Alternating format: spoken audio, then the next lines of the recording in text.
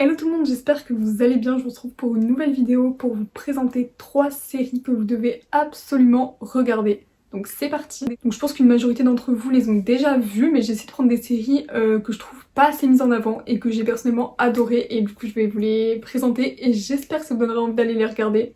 Mais allez les voir, je pense que vous allez pas du tout regretter. Donc en troisième, je vous propose Les 7 vies de Léa, qui est une série française. Donc c'est une série qui mêle le drame, le fantastique et le mystère. Alors fantastique, il n'y a pas de trucs genre pouvoir et tout, mais fantastique, je vais vous expliquer pourquoi. Je vais vous faire un petit résumé de la série. Donc on va suivre Léa, comme c'est dit dans le titre, qui est une adolescente. Donc voilà, elle est un peu rebelle, on va dire. Et un jour, en rentrant chez elle, elle va tomber sur un squelette. Oui. Elle va découvrir le squelette d'Ismaël, un jeune garçon qui a disparu dans les années 90, donc bien avant parce que l'histoire elle se déroule au 21e siècle. Et donc 1990 ça date, et elle va tomber sur un squelette qui date de 1990. Et donc après cette découverte, Léa elle se retrouve mystérieusement projetée dans le passé. Donc elle va se réveiller en 1990 dans le corps de différentes personnes liées à Ismaël, et en fait, après ce premier jour où elle a vécu dans le corps d'un autre, enfin surtout dans le passé, elle va vouloir comprendre qu'est-ce qui s'est passé et comment il est mort tout simplement.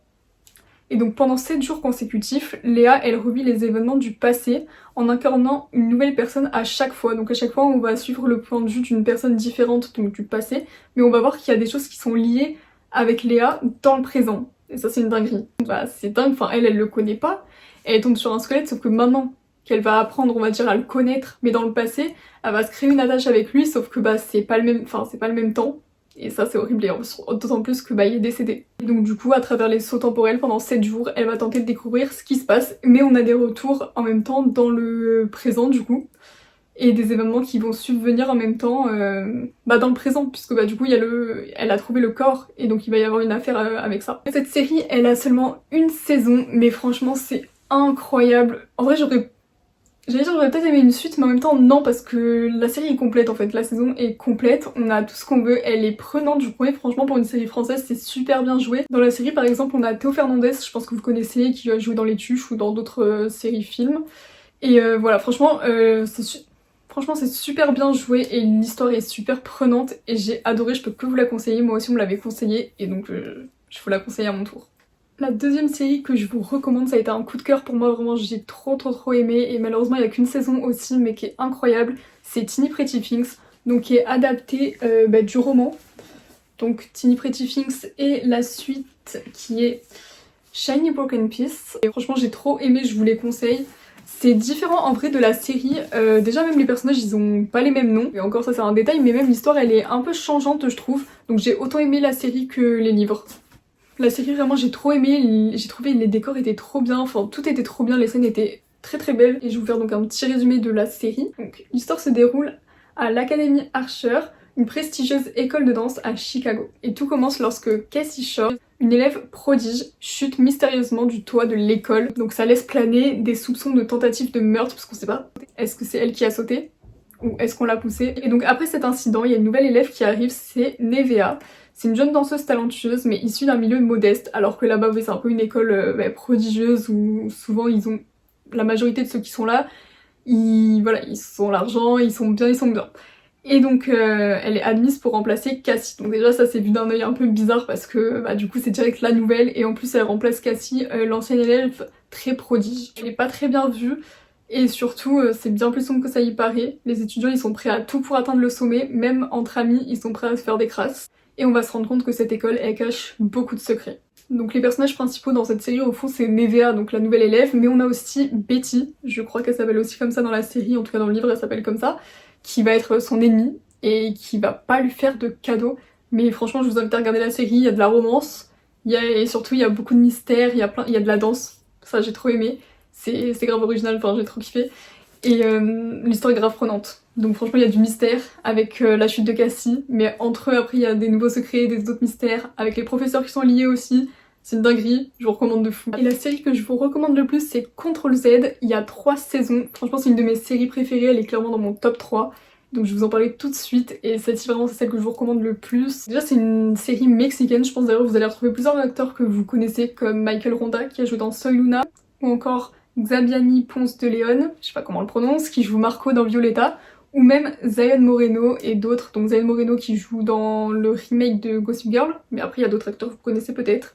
Franchement, les acteurs sont trop bien et la série est incroyable. Donc, je vais vous faire un résumé général des 3 saisons, mais plus porté sur la première pour pas vous spoil la suite. Au tout début, c'est un peu la rentrée si je me souviens bien, et ils vont être réunis dans une salle, voilà, conférence de rentrée, etc. Et au lieu que ça soit le diaporama qui devait être diffusé donc du professeur, c'est une vidéo sur une des élèves qui révèle un lourd secret sur elle.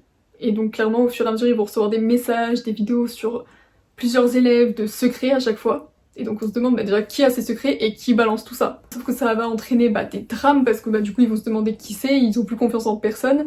Et sauf que comme il y a des secrets qui vont être révélés, des choses qui avaient été confiées par des personnes et tout, et ça va créer plein d'histoires entre eux. Donc comme je vous le disais, les secrets les plus intimes des élèves sont révélés, donc ça sème le chaos parmi eux et la méfiance.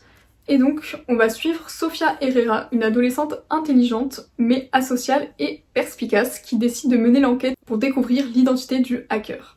Sofia, elle utilise ses compétences en observation et en déduction pour remonter la piste tout en jonglant avec ses propres problèmes personnels. Avec sa famille c'est compliqué, c'est-à-dire qu'elle a beaucoup de traumas et du coup en vrai c'est un peu grâce à ça qu'elle arrive à dénouer le truc parce qu'elle a un peu des visions si je peux dire, je sais pas en fait si c'était des visions ou c'est parce qu'elle se rappelait de choses qu'elle a vécues qui, je sais pas, grâce à ça elle arrivait toujours à faire le lien et à dénouer l'histoire, à dénouer l'affaire. On va avoir un peu un triangle amoureux qui va se former, enfin comment dire, je vais un peu vous expliquer. Puisqu'au fil des épisodes, Sofia elle va se rapprocher de Javier, un nouvel élève qui est joué par Michael Ronda. Donc un nouvel élève mystérieux qui vient d'arriver dans le lycée. En vrai on se demande est-ce que ça peut être lui le hacker parce qu'on sait pas d'où il vient, mais comment il connaîtrait ça sur les gens et tout, trop bizarre. Et aussi on a Raoul, donc lui c'est un riche étudiant qui semble en savoir plus qu'il ne laisse l'entendre. Et donc Sofia va à la fois se faire un binôme avec Javier pour essayer de savoir ce qui se passe, mais aussi au final avec Raoul qui va aussi l'aider, donc voilà. Et ce que j'aime trop dans cette série, c'est que chaque épisode, je suspectais quelqu'un, je me disais non c'est sûr c'est lui et tout, et l'épisode d'après, j'étais en mode non pas du tout, en fait c'est lui, c'est elle, machin. Chaque épisode tu changes et jusqu'à la fin ça te tient, et jusqu'à la fin en fait t'es choqué. Bon peut-être qu'il y en a ils ont trouvé avant ou quoi, machin. C'est vrai qu'après on a des pistes, on se doute et tout, mais franchement c'est trop bien. Et je vous invite vraiment à regarder les 3 saisons parce que du coup la première on suit un hacker, mais pour pas trop vous spoiler, c'est vrai qu'après il y en a qui vont vouloir se venger, donc je vous invite vraiment à regarder la suite. Et je trouve que la série elle fait une super prévention sur les dangers en ligne. Franchement faut se méfier, surtout en ce moment on voit plein de trucs passer, vraiment. Je trouve que c'est une très bonne série et je pense que beaucoup devraient la regarder parce que c'est une très bonne prévention. Donc voilà tout le monde, la vidéo est terminée, j'espère qu'elle vous aura plu et qu'elle vous aura donné envie de regarder une de ces séries ou pourquoi pas les 3. N'hésitez pas à me faire des retours en commentaire si vous les regardez. Et si la vidéo vous a plu, n'hésitez pas à liker, à commenter, à vous abonner. Et moi je vous retrouve très bientôt pour une prochaine vidéo. Bye!